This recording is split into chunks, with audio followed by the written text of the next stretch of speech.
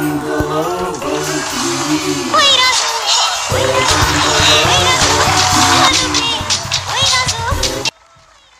वालेकुम नाजरीन, मैं हूँ Ramzan Raju comedy night show में और आप सबको खुशामदीद कहता हूँ।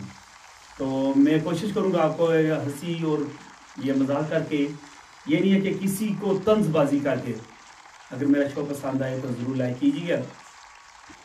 एक बंदा होंदा है तो कहता है भाजी असी तुहाडी अज रोटी करनी है तो तुसीं साडे घर रोटी खाना आना। कहते जी ठीक है। फिर आता है, फिर दूसरे दिन आता है, फिर कहता भाजी अज तुहाडी असी रोटी करनी है तो तुसीं साडे घर रोटी खाना आनी है।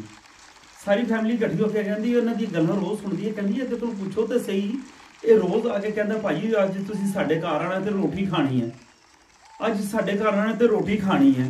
इदा करो, ये को अज एड्रैस तो पूछ लो कि कित्थे इहदा घर हैगा तो रोटी कित्थे खाण जानी हैगी। वो आंदा आके कहता भाजी अज तुसीं साडे घर रोटी खाण आनी है।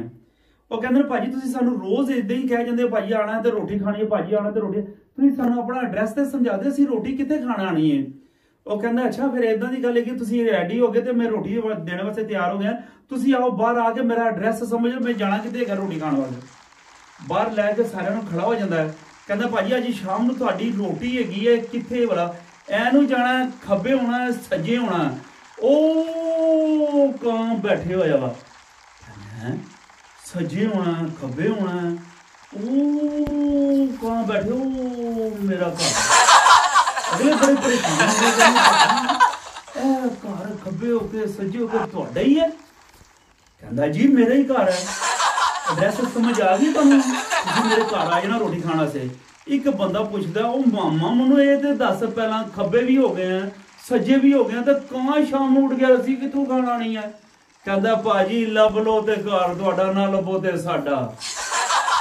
जल्द जाना जी, फिर अगले शो मिलांगे। अगर ये जिंदगी अगर किसी का क्या सुनया माफ करना साहब।